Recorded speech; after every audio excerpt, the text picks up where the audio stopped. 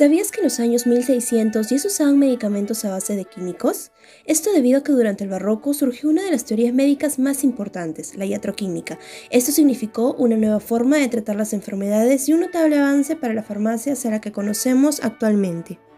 El término barroco proviene del silogismo francés baroque, el cual significa extravagante, lo cual se aprecia en la opulencia de su arte. Este periodo comprende los siglos XVII y mediados del XVIII, en donde se desarrolló una revolución intelectual, filosófica y científica, ya que se pasa del porqué al cómo de los hechos. El barroco se originó en la Europa occidental y posteriormente su influencia alcanza a países como Francia, Inglaterra, Italia y España. El terreno político estuvo dominado por las monarquías absolutistas y en el ámbito de la farmacia los boticarios constituyen un monopolio en la elaboración de medicamentos. Finalmente, el 13 de marzo de 1650, el rey Felipe IV, mediante la Real Pragmática, declara la farmacia como un arte científico. Este documento es importantísimo para la historia de la farmacia y se conserva en el archivo de la Academia. Debido a la religión se generó un retraso importante en las ciencias de la salud. Es por ello que se vinculaba a la enfermedad como voluntad divina. Sin embargo, empezaron a surgir diferentes concepciones más científicas. Por ejemplo, la teoría de los miasmas de Thomas Sydenham, en la cual indica que las emanaciones fétidas, miasmas, eran responsables de la enfermedad.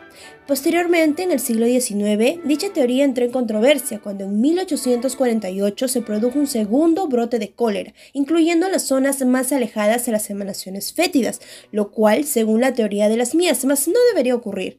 Por lo que John Snow, precursor de la epidemiología, en 1854 logró relacionar el agua contaminada con el cólera, refutando esta teoría, pero no reconocieron su trabajo. 4 años más tarde, el ingeniero inglés Joseph William Barsaget construyó una red de alcantarillado en Londres, manteniendo las aguas más limpias y acabando con esta enfermedad.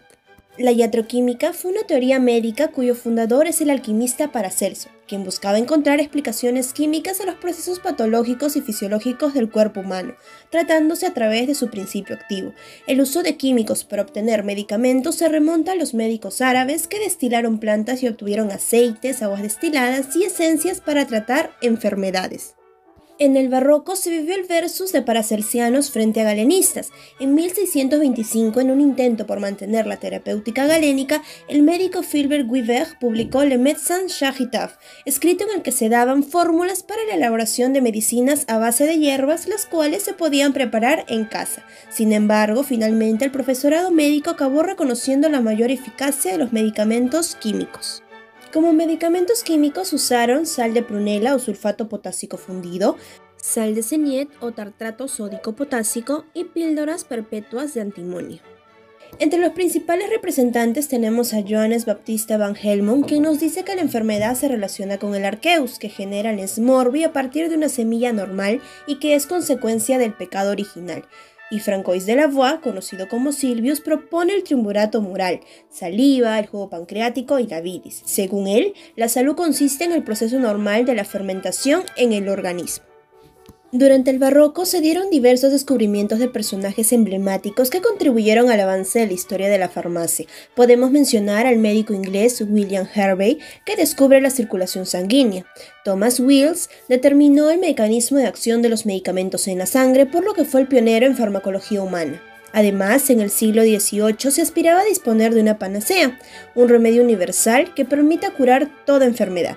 Así, para Berkeley era el agua de alquitrán, un destilado de resina de pino que poseía cualidades expectorantes que la convertían en un tratamiento para resfriados. Entre las alternativas terapéuticas tenemos a la corteza de la quina, usada por los indígenas del Perú para tratar el paludismo, la cual fue difundida por la condesa de Chichón, virreina del Perú, al ser curada con la infusión de la quina. Así, esta alternativa fue conocida como polvos de la condesa. Asimismo, la ipecacuana era usada por los indígenas de Brasil. Fue aceptada en Europa ya que curó de disentería a Luis de Francia. La Ilustración fue un periodo que se originó y desarrolló en Europa, Francia, a mediados del siglo XVIII hasta los primeros años del siglo XIX. Surgieron nuevos avances científicos y teorías filosóficas basados en el uso de la razón y la lógica, desplazando la moral y la fe. Por ello se le denomina siglo de las luces. Se reconoce la higiene como primer peldaño para la salud, considerándose su ausencia como problema principal. Con respecto a la concepción de la enfermedad, el pionero de la medicina social, Bernardo Ramazzani, indica que ésta proviene de los factores sociales y laborales en que nos encontramos. Entre los aportes y personajes de la ilustración tenemos a James Lind, quien descubrió que los cítricos ayudan a combatir el escorbuto, y Edward Jenner, que desarrolló una vacuna efectiva y segura contra la viruela, gracias a la cual se redujo de forma considerable la mortalidad. Gracias.